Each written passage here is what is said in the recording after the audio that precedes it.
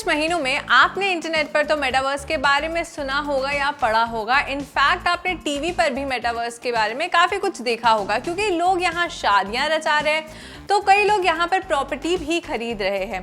सुनने में ये कॉन्सेप्ट आपको ख्याली पुलाव जैसा लग सकता है, लेकिन ये आज की रियलिटी है। इनफैक्ट टेक जगत के बड़े बड़े नाम जैसे कि मार्क जकरबर्ग एंड सत्य नडेला तो इसके बारे में काफ़ी ज़्यादा बातें भी कर रहे हैं। कोई मेटावर्स को फ्यूचर की टेक्नोलॉजी बताता है, कोई इसे एक अलग दुनिया बताता है, लेकिन क्या है मेटावर्स, यही मैं आज आपको इस वीडियो में समझाऊंगी। आप देख रहे हैं फाइबर हिंदी, मैं हूँ आपके साथ सिमरन श्रीवास्तव। तो चलिए देखते हैं क्या है मेटावर्स।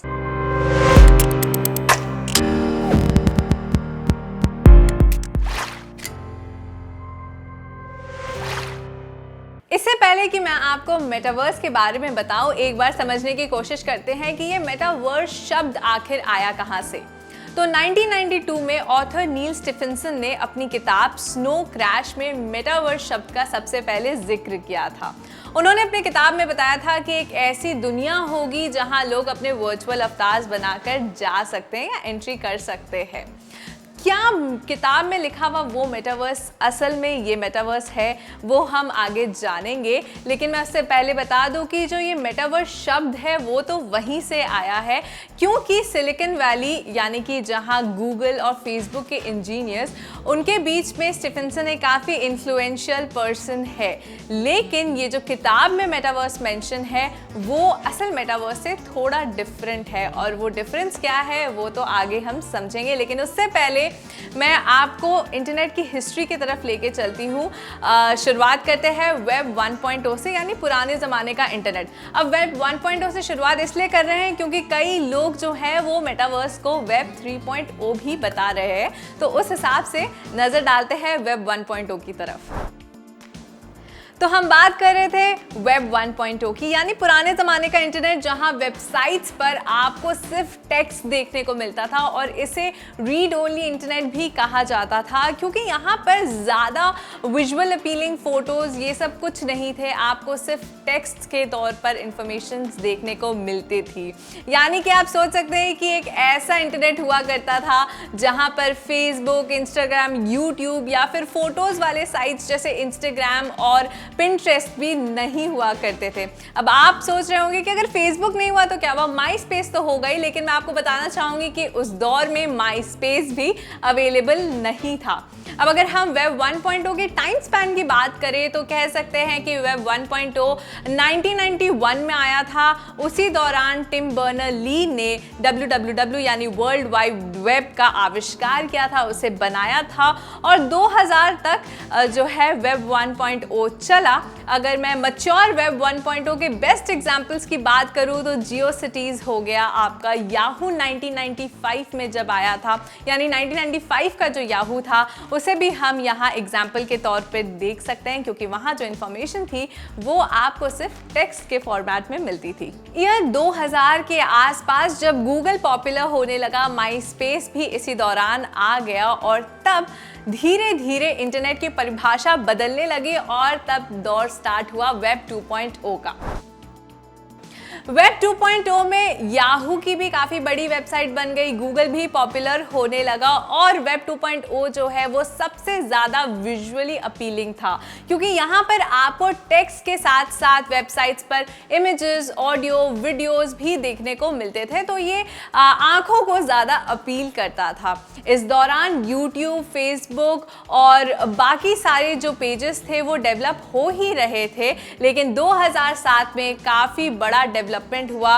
वेब 2.0 को काफ़ी ज़्यादा पॉपुलर बनाने में हाथ रहा आईफोन्स और स्टीव जॉब्स का, क्योंकि सडनली 2007 में आईफोन्स के लॉन्च होते ही कंप्यूटर्स की डेफिनेशन बदल गई। अब इन छोटे छोटे फ़ोन्स में लोग इंस्टेंटली फ़ोटोज़ खींच सकते थे, वीडियोस ले सकते थे, ऑडियोज़ रिकॉर्ड कर सकते थे, और इस पूरे कंटेंट क्रिएशन को वो फटाफट इंटरनेट पे पोस्ट भी कर सकते थे। और इस वजह से जो वेब 2.0 है उसका धमाल मचा, जो हम आज तक देखते आ रहे हैं। लेकिन अब सवाल ये उठता है कि इसके बाद क्या, और यही शुरू होती है मेटावर्स की कहानी, जिसे लोग वेब 3.0 भी बता रहे हैं। अब तक हम वर्चुअल दुनिया में 2D यानी 2 डायमेंशनल तरीके से शामिल है। जो कुछ भी इंटरनेट पर अवेलेबल है जैसे वीडियोस और फोटोज वो हमारी फ्लैट स्क्रीन पर डिस्प्ले होता है, लेकिन मेटावर्स का कॉन्सेप्ट है यूजर्स को 3 डायमेंशनल यानी 3D तरीके से इंटरनेट में शामिल करना। इस कॉन्सेप्ट से आप इंटरनेट को स्क्रीन पर नहीं देख पाएंगे बल्कि आपको लगेगा कि आप उस दुनिया के अंदर है, यानी उस वर्चुअल दुनिया के अंदर आप शामिल है। और यही कॉन्सेप्ट है मेटावर्स का। तो जैसा मैंने आपको बताया कि मेटावर्स एक वर्चुअल दुनिया है और इस दुनिया में आपकी एक अलग आइडेंटिटी होगी। आप घर पर ही होंगे लेकिन आपका जो अवतार है वो मेटावर्स में होगा और आप इस अवतार को किसी भी तरीके से डिजाइन कर सकते हैं। अगर आप चाहते हैं कि आपके अवतार के पास सींग हो सर पर तो आप उसे सींग भी लगा सकते हैं मेटावर्स की इस दुनिया में। और अगर मैं आपको एक साधारण सा एग्जांपल दूं तो मान लीजिए आप कोई गेम खेल रहे हैं जैसे कॉल ऑफ ड्यूटी, तो कॉल ऑफ ड्यूटी में उस बैटल फील्ड में आपका एक अवतार होता है जिसे आप इंस्ट्रक्शंस घर बैठे ही देते हैं, राइट? तो बिल्कुल वही केस है मेटावर्स का। आप घर पर ही होंगे लेकिन आपका जो अवतार है वो मेटावर्स में होगा और वो कहीं भी घूम सकता है लेकिन आपकी इंस्ट्रक्शंस के ऊपर ही। मेटावर्स को बनाने के पीछे कई सारे टेक्नोलॉजीज का इस्तेमाल किया गया है और उन्हीं में शामिल है ऑगमेंटेड रियलिटी जिसे हम AR भी कहते हैं। अब आपको ये AR जरा सुना सुना लग रहा होगा क्योंकि आजकल AR इमोजीज काफ़ी ज़्यादा ट्रेंडिंग है। आईफोन में ऐसे कई सारे फीचर्स है जहां आप AR इमोजीज और इवन 3D और वर्चुअल क्रिएशन कर सकते हैं इमोजीज के तौर पर और अपने एक्सप्रेशंस को काफ़ी अच्छे से एक्सप्रेस भी कर सकते हैं। मेटावर्स में जाने के लिए आपको VR हेडसेट की जरूरत पड़ेगी, ठीक उसी तरह जैसे 3D मूवीज देखने के लिए आपको 3D ग्लासेस की नीड होती है। मेटावर्स में आप वो सारी एक्टिविटीज कर सकते हैं जो आप प्रैक्टिकली करते हैं और कुछ ऐसी एक्टिविटीज भी कर सकते हैं जो आप करना चाहते हैं। फॉर एग्जाम्पल मान लीजिए कि मैं दिल्ली में हूँ और मेरा कोई दोस्त कैलिफोर्निया में है और हम मिलना चाहते हैं तो हम अपने डिजिटल अवतार्स बनाकर मेटावर्स में मिल सकते हैं। क्यों है ना ये कॉन्सेप्ट काफ़ी ज़्यादा इंटरेस्टिंग। लेकिन आप सोच रहे होंगे कि ये तो काफ़ी फ्यूचरिस्टिक टेक्नोलॉजी है, मतलब दिल्ली दूर है अभी। लेकिन मैं आपको बता दूं कि ऐसा ऑलरेडी हो रहा है। लोग मेटावर्स में ज़मीन खरीद रहे हैं और इन प्रॉपर्टीज़ के जो दाम है वो रियल स्टेट के जो ज़मीन है उससे भी ज़्यादा तेज़ी से बढ़ रहे हैं। यहाँ पर कई सारे ऐसे म्यूजिशियंस हैं जो अपना कॉन्सर्ट्स ऑर्गेनाइज कर रहे हैं। इनफैक्ट एक इंडियन कपल ने तो अपना वेडिंग रिसेप्शन भी मेटावर्स में होस्ट किया था जहाँ ब्राइड के लेट फादर का भी उन्होंने एक अवतार बनाया था और उनका जो प्रेजेंस है वो उस रिसेप्शन में शामिल किया था। तो आसान शब्दों में अगर मैं मेटावर्स को समराइज करूं तो ये एक वर्चुअल दुनिया है जहां आप अपने 3D अवतार्स बनाकर जा सकते हैं और इसके लिए आपको VR हेडसेट्स की ज़रूरत पड़ेगी। अगर मैं टेक कंपनीज़ की बात करूं तो काफ़ी सारे टेक कंपनीज़ ऑलरेडी मेटावर्स पर काम कर रहे हैं और काफ़ी हलचल भी चल रही है। जैसा आपको पता होगा कि मार्क जकरबर्ग और फेसबुक अभी इस पर काफ़ी ज़्यादा काम कर रहे हैं। इनफैक्ट जकरबर्ग ने तो अपनी कंपनी फेसबुक का भी नाम बदलकर मेटा कर दिया। अब जैसा कि वीडियो की शुरुआत में मैंने आपको बताया था कि ये जो मेटावर्स शब्द है वो नील स्टीफेंसन की बुक स्नो क्रैश से आया है जहां पर इसका सबसे पहले जिक्र हुआ था। लेकिन बुक में यानी किताब में स्टीफेंसन ने मेटावर्स को एक नेगेटिव इमेज दिया है, यानी एक नेगेटिव दुनिया बनाई है। हालांकि नील स्टीफेंसन ने बताया है कि मेटावर्स एक डिस्टोपिया है जहां पर रूल ऑफ लॉ अप्लाई नहीं होता, लेकिन असल दुनिया में मेटावर्स के कुछ पॉजिटिव इम्पैक्ट्स तो होंगे पर हमें काफ़ी संभल कर यूज़ करना पड़ेगा क्योंकि टेक्नोलॉजी नई है और इसके पीछे जो पिक्चर है वो काफ़ी ज़्यादा क्लियर नहीं है। क्योंकि कोई भी नई टेक्नोलॉजी होती है उसके पीछे काफ़ी सारे चैलेंजेस तो होते ही, जैसे कि आपने अभी हाल ही में कुछ वियर्ड न्यूज़ सुनी होगी और अभी एक न्यूज़ भी आई थी कि मेटावर्स में एक महिला के साथ छेड़खानी हुई।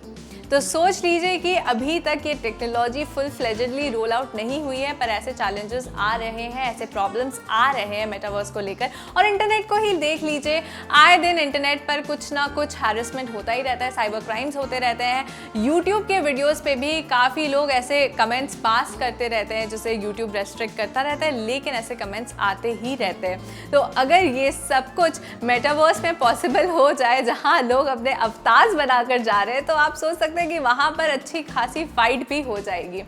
एनीवेज, देखते हैं ये टेक्नोलॉजी कब तक अच्छी तरीके से रोल आउट होती है और मेटावर्स में जाने के लिए आपको, जैसा मैंने बताया, कि VR हेडसेट्स की ज़रूरत पड़ेगी।